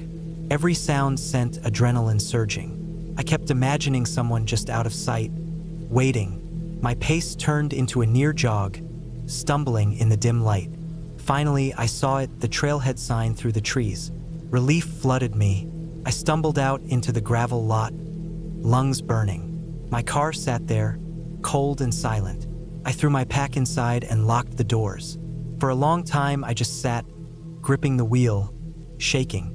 The woods behind me were dark, silent, endless.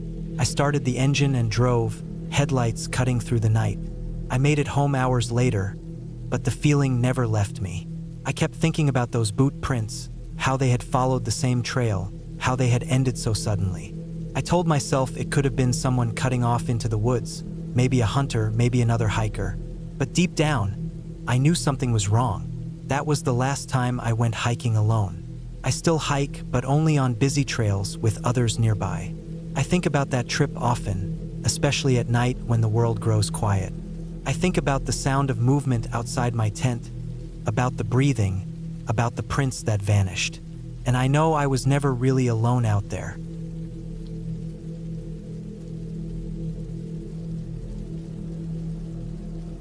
I had been planning the trip for weeks, maybe even months if I was honest.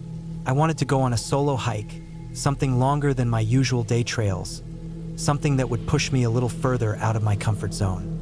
I had spent enough time walking short loops near home and camping in crowded campgrounds where there was always the sound of people nearby. This time, I wanted to be out in the quiet. I wanted to test myself. I thought it would be good for me, a way to clear my head and also to prove that I could handle myself when things got tougher than usual. I picked a trail in the mountains, not too far from where I lived, but far enough that I would be completely away from my normal life. It stretched for about 30 miles from start to finish, winding through thick forests, rocky ridges, and long stretches of open country where I wouldn't see many signs of people. The plan was simple. 2 nights on the trail, 3 days of hiking, carrying all I needed on my back. I wasn't new to hiking, but I also wasn't someone who had years of survival training. I knew enough to pack carefully and to respect the land, and I thought that would be enough. I spent the evening before laying everything out in my living room. Backpack, tent, sleeping bag, food for 3 days, extra water, water filter, stove, lighter, first aid kit, flashlight, spare batteries, map, compass, knife, layered clothing, and rain jacket. I went through the list over and over, making sure I hadn't forgotten anything. The weight of the pack was heavy, but not impossible. I had carried it around the block a few times just to make sure I could manage it.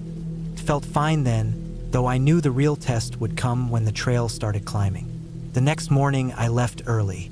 The drive to the trailhead took about 2 hours. The air was cool, and the sky was clear with a pale blue that promised it would be a warm day later on. When I pulled into the gravel lot at the base of the trail, there were only a few other cars parked. That was what I wanted: space, quiet, not the press of crowds. I signed in at the little trail register, wrote down my name, the date, my planned route, and how long I expected to be gone. It was something I always did, even when hiking shorter trails, a habit drilled into me by reading too many stories of people who disappeared and were never found because no one knew where they had gone. I shouldered my pack, adjusted the straps until they sat right, and set out. The first few miles passed easily. The trail started in low forest, wide and well-worn, with soft earth under my boots. Birds called from the branches, and the smell of pine and damp leaves filled the air. I settled into a rhythm, breathing in time with my steps, letting the weight of the pack sink into my shoulders. My thoughts wandered, as they always did at the beginning of a hike, before the trail began to demand more focus. I thought about work, about small problems waiting for me back home, about things I wanted to do in the coming months. It all felt far away, and that was the point. Out here, life was reduced to the simple act of moving forward, one step after another. By midday, the trail began to climb. The ground grew rockier, the trees thinned, and the sun pressed down harder. I stopped for lunch on a flat rock with a view of the valley below. I ate slowly, drinking water, checking the map, making sure I was on track. Everything looked fine. I had made good time, and if I kept the pace, I would reach the area I had marked for my first night's camp well before sunset. I repacked, tightened the straps again, and pushed on. The climb grew steeper as the hours passed. Sweat soaked through my shirt and my legs burned, but it was the good kind of burn, the kind that told me I was working hard. I took short breaks, leaning against boulders, drinking water, then moving again. Each bend in the trail brought a new view. Rolling hills, jagged ridges, distant peaks still capped with snow. It was beautiful, and the kind of beauty that made the effort worth it. Late in the afternoon, the trail leveled out on a ridge that stretched for miles. The trees returned, taller and closer together, their branches knitting above me so that the light turned golden and filtered. The air cooled, and I felt the first tug of fatigue. My feet ached, and the straps of my pack rubbed raw spots on my shoulders. I kept going, knowing the place I had marked for camp wasn't far. When I found it, relief washed through me. It was a small clearing just off the trail, with a flat spot perfect for the tent, and enough open space to cook without worrying about sparks. A fallen log made a good seat, and a small stream ran nearby where I could filter water. I set the pack down and stretched, feeling the stiffness in my back and shoulders. Then I got to work. Setting up camp was routine by now. Tent first, then sleeping bag, then gathering water and boiling some for a simple meal. By the time the sun slipped behind the ridge, I was sitting with a steaming pot in my hands, the forest around me humming with the sound of insects. I ate slowly, watching the light fade. When darkness fell, I cleaned up, packed away food to keep it safe, and crawled into the tent. The ground was hard, and the noises of the forest were constant. Rustles, chirps, distant cracks of branches. But I had learned not to fight it. Sleep always came in pieces on the first night, but it came. The second morning started well. The air was cool, the sky bright, and I felt rested enough. I boiled water for coffee, ate a quick breakfast, packed up, and shouldered the pack again. The trail ahead was meant to dip into a long valley, follow a river, then climb back out toward the far ridge where I planned to spend my second night. It would be the hardest day of the three, but I was ready. The descent into the valley was steep and rough. Rocks shifted under my boots, and I had to watch every step to avoid turning an ankle. My knees began to ache from the strain. I moved slower than I expected, and by the time I reached the bottom, hours had passed. The valley floor was damp, thick with undergrowth, and the trail twisted around fallen logs and across muddy patches. Mosquitoes buzzed around my face, and the air hung heavy with the smell of wet earth. I kept checking the map, making sure I was still on course, and each time it matched. By midday, I was tired, but I pushed on. I told myself I just had to make it up the far ridge and everything would feel better. But the trail here was less clear, faint in places, swallowed by brush.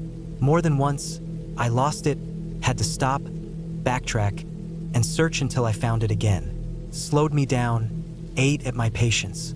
My legs grew heavy, and I realized I was making worse time than I wanted. The ridge still looked far ahead, and the sun was already sliding lower than I liked.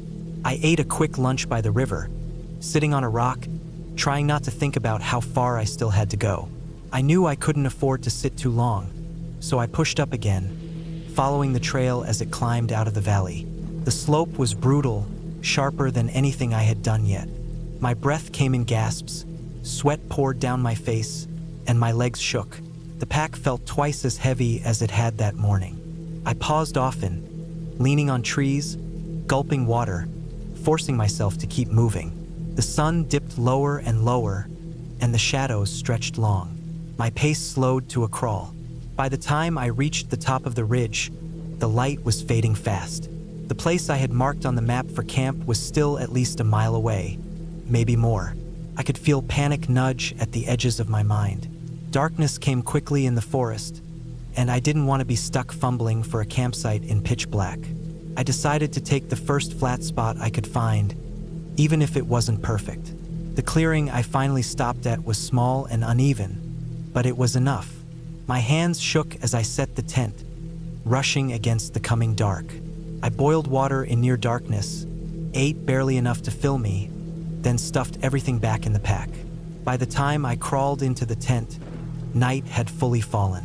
I lay there, exhausted, my muscles screaming, my mind restless. Every sound outside seemed louder than usual. The creak of branches, the scuttle of small animals, the faint distant call of something I couldn't place. My nerves hummed, stretched thin from fatigue and the knowledge that I hadn't reached where I meant to be. Sleep came in short, broken bursts. The third morning was harder. My body felt beaten, sore in every joint and muscle. I ate little, forced myself to drink, and packed up with slow, clumsy hands. I knew I had one more stretch to go, the last miles of trail, leading back to the road where my car waited. It should have been simple, just a matter of pushing through the pain and keeping on. But my map told me something I hadn't wanted to see the night before. The trail ahead forked, and I had to make sure I picked the right branch or risk heading deeper into the backcountry. I studied the lines on the paper, but they blurred with fatigue. I told myself I just had to be careful. The forest grew thicker as I hiked. The trail was narrow, overgrown in places, barely more than a faint line through grass and underbrush. I kept moving step after step, but I felt uneasy. The air seemed different here, still, heavy, almost pressing down. The sun disappeared behind thick clouds, and shadows stayed even in the middle of the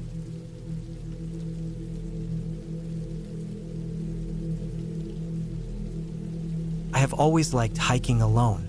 There is something about being away from roads and houses that makes me feel calm. The sound of leaves moving in the wind, the crunch of dirt under my boots, the smell of pine or wet earth, it all clears my head. Most of the time it feels peaceful. But one hike I took a few years ago did not feel peaceful. It is something I still think about when I pack a bag and lace my boots. It started when I had a long weekend off work. I decided I wanted to hike a trail in the mountains that I had not tried before. I looked at maps and read a little about it online. The trail was not very popular, which I liked. I liked the idea of walking without seeing people every half hour. According to the map, the trail looped about 15 miles through thick forest and along a ridge. There was a small lake near the highest point where people sometimes camped. I thought it would be good to carry my tent and stay one night. That way I could take my time, not rush, and enjoy being out there. I packed food for 2 days, a lightweight tent, a sleeping bag, water bottles, and a filter. I added a small stove, a knife, a flashlight, a first aid kit, and extra clothes in case it got cold. My pack was heavier than I wanted, but it was manageable. I planned to drive up in the morning, hike most of the first day, camp by the lake, and then finish the loop the next day. The morning was clear and cool when I parked at the trailhead. There were only 2 other cars there. The dirt lot was surrounded by tall trees, and the air smelled sharp and fresh. I tightened the straps of my pack, checked the map one more time, and started walking. At first, the trail was wide and easy. It wound through tall pines with sunlight coming down in patches. Birds were calling, and I saw a squirrel run across the path with something in its mouth. The air felt damp, and the ground was soft with old needles. My boots sank slightly as I walked. After about an hour, the trail narrowed. It started to climb slowly. The trees were closer together, and in places roots crossed the dirt like ropes. I stopped to take a drink and looked around. Everything was still. Even the birds were quiet now.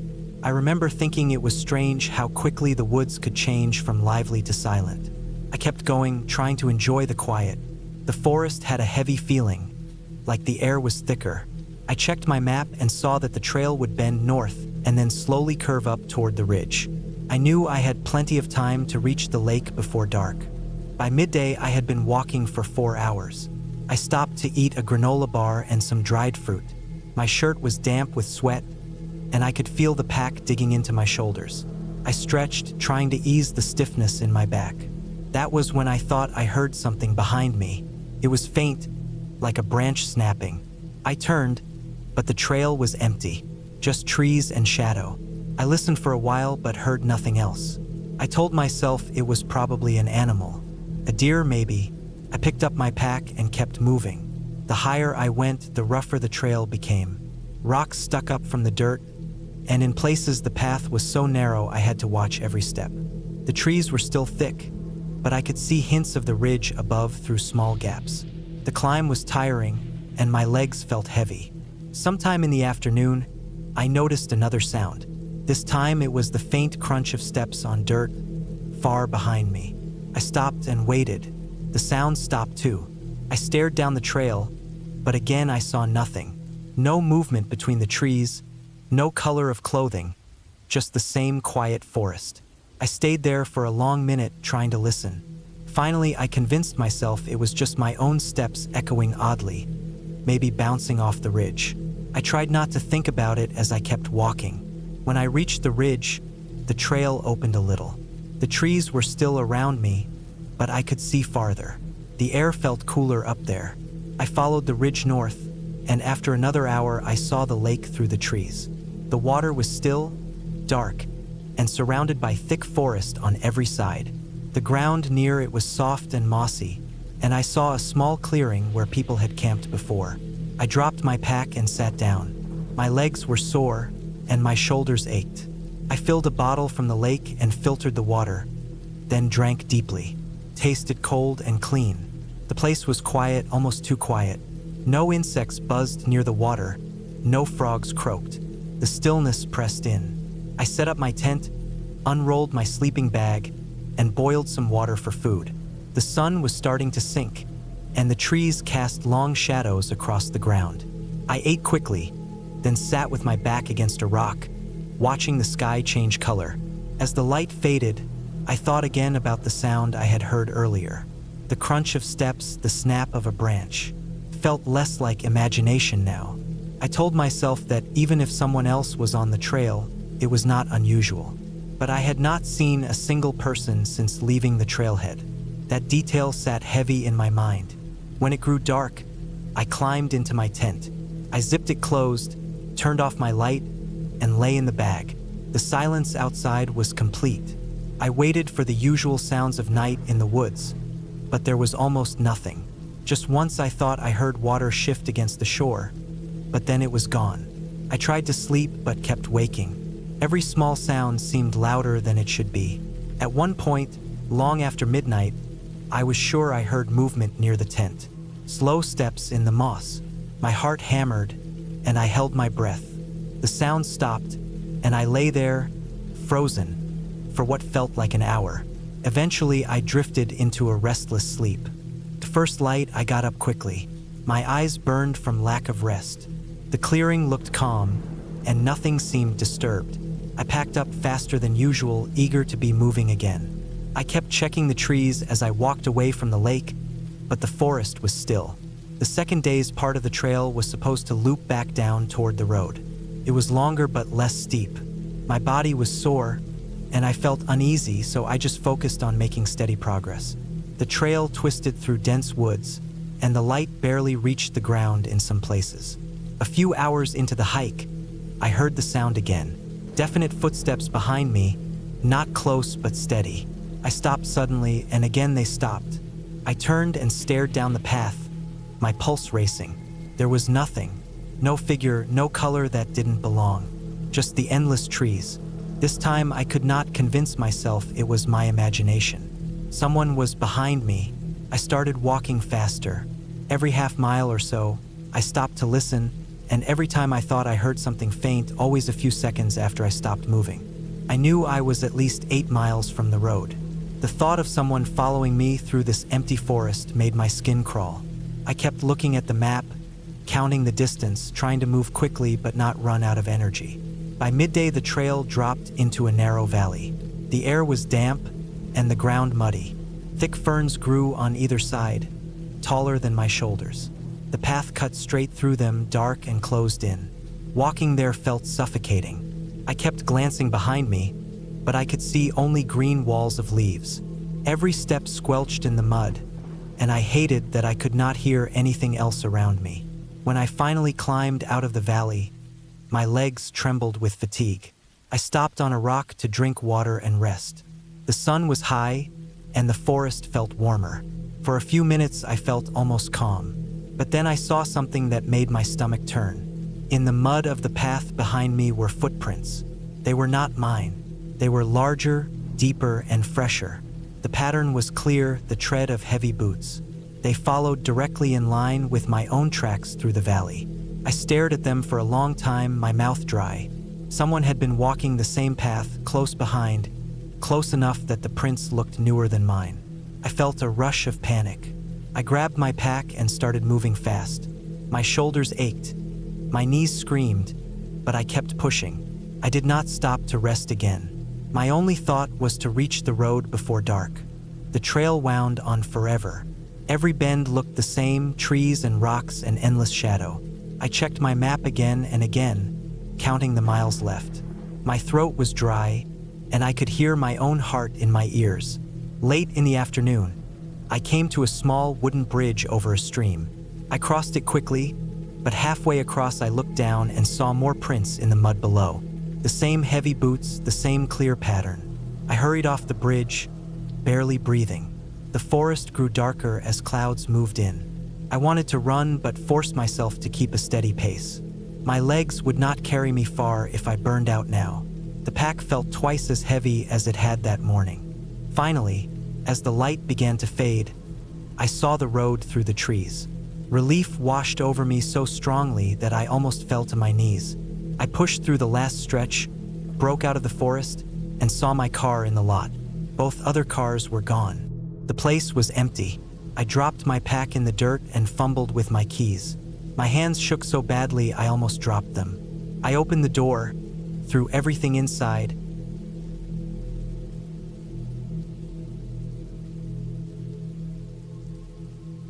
I had planned the hike for months, but I don't think anything could have really prepared me for what it turned into. The place I picked wasn't a famous trail or some tourist spot. It was one of those stretches of forest and mountains you hear about from locals who like to test themselves, the type of trail you only find on certain maps if you look hard enough. It was supposed to be about 30 miles long, running through dense forest, across ridges, down steep slopes, and following a stream that eventually reached a road far from where it started. I wanted to do it alone, not because I thought I was tough or anything, but because I wanted to see how it felt. I had done plenty of day hikes and a couple of overnight ones, but never something this isolated, this drawn out. Most of the time when I hiked, I knew if I really wanted to, I could turn back, get in the car, and be home before dark. This time was different. I parked my car on the edge of a dirt road and locked it behind me, knowing I wouldn't see it again for 2 full days if everything went right. That thought gave me both excitement and a strange heaviness in my chest. The first miles were simple enough. The trail was narrow, only wide enough for one person, and the trees grew so thick that I couldn't see more than 30 feet in any direction. It was still early in the morning, and the air was cool, damp from the rain the night before. The soil was soft and gave way under my boots, leaving deep prints that would probably stay there for a while. I carried a backpack that felt heavy but manageable. I had packed light food, extra water, a filter straw for streams, a tarp, a sleeping bag, and a small first aid kit. I thought I was prepared. My plan was to cover about 15 miles the first day, set up camp near the stream, then finish the rest the following day. That plan never really survived the reality of what happened. The forest felt different from any I had been in before. Normally, even deep in the woods, there are signs of people, An old fire ring, a log cut by a saw, a footprint. Here there was nothing. The trail itself was barely even a trail. In some stretches, I had to look at the ground carefully just to tell where the packed soil had been disturbed enough to make a path. Branches closed in overhead, and every so often I had to push through them with my arms, feeling the wet leaves slap against my jacket. After about 2 hours, I realized how silent it was. There were no birds calling, no rustling in the branches, no distant woodpecker hammering away, just silence and the sound of my boots on dirt. At first, I thought maybe it was just the time of year, or that the storm had made the animals quiet. But as the morning went on, the silence began to feel heavier. It made me start to hear other things. My own breathing, the straps of my pack squeaking, the faint crunch of my steps. I kept stopping and looking behind me, half expecting to see someone or something standing on the trail. There never was. Around noon, I came to the first real challenge. The trail cut across a steep hillside. It wasn't like the gentle slopes I was used to. This one dropped sharply to the left, down into a tangle of trees and rocks. The dirt under my boots was loose, and I had to dig my heels in with every step just to keep from sliding. The trail was no more than a foot wide, with roots sticking out like traps. My pack felt heavier here, shifting with each movement, pulling me toward the drop. Halfway across, I slipped. My right boot skidded out from under me, and I dropped onto one knee. The loose dirt carried me a few inches downhill before I managed to grab a root with my hand. My heart pounded so hard I thought it might break through my chest. I stayed there, kneeling and gripping that root like it was the only thing keeping me alive, which in a way it was. It took me several minutes to get steady again and crawl back onto the narrow line of the trail. By the time I reached the other side, sweat was running down my back despite the cool air. That moment changed something in me. Up until then, it had felt like a challenge, something I could brag about later. But now, I realized how easy it would be for a single mistake to end everything. A fall down that slope wouldn't just mean bruises. It would mean broken bones, no way out, and no one to even know where I was. The trail wound on, twisting and turning through endless forest. I lost track of time. The silence didn't go away, and the more I noticed it, the more it messed with me. Every crack of a branch under my own weight made me whip my head around. At one point, I swore I heard footsteps behind me. I froze and listened, holding my breath. Nothing followed. When I finally started moving again, I found myself checking over my shoulder every few minutes, just to be sure. By late afternoon, I was exhausted. My legs felt heavy, and my shoulders ached from the pack. I came to a stream, the one I had planned to follow, and decided it was as good a place as any to stop. I found a flat spot a few yards from the water where the trees opened up just enough for me to lay out my tarp and sleeping bag. Setting up camp in the woods alone is strange. In daylight, it feels manageable. You unpack, set things down, and get organized. But as the sun goes down, everything changes. The trees become walls of black, and the silence feels like it's pressing in on you. I ate a quick meal of jerky and nuts, drank from the stream using my filter, and tried to relax. But every time I leaned back, I felt myself straining to hear something. Anything. That wasn't me. That night was the longest of my life.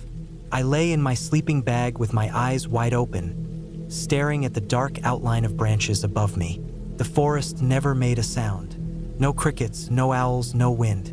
Just nothing. Every so often, I thought I heard faint movement in the distance. A crack, a shuffle. But when I held my breath to listen, it vanished. I don't think I slept more than a few minutes at a time. When morning finally came, I felt drained, like I hadn't rested at all. I packed up quickly and pushed on, wanting nothing more than to get this trail behind me. But the second day was worse. The terrain grew steeper and the trail less clear. I kept losing it, backtracking and searching for the faint signs of packed dirt. At one point, I wandered off entirely and found myself in a thicket of thorn bushes that tore at my arms and legs. By the time I got back on track, I was bleeding from several scratches and more frustrated than ever.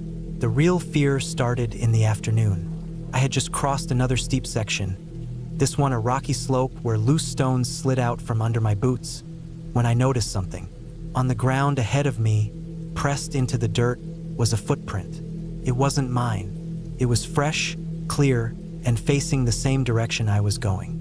Someone else had been on the trail recently. For a moment, relief washed over me. I wasn't completely alone out here. But then, just as quickly, a cold feeling replaced it. Whoever it was, they hadn't passed me, which meant they were still somewhere ahead. I kept moving, but now every step felt heavier. My senses were sharper, straining for sounds. The silence seemed even worse now, like the forest itself was holding its breath. I found more footprints as I went, always ahead of me, never behind.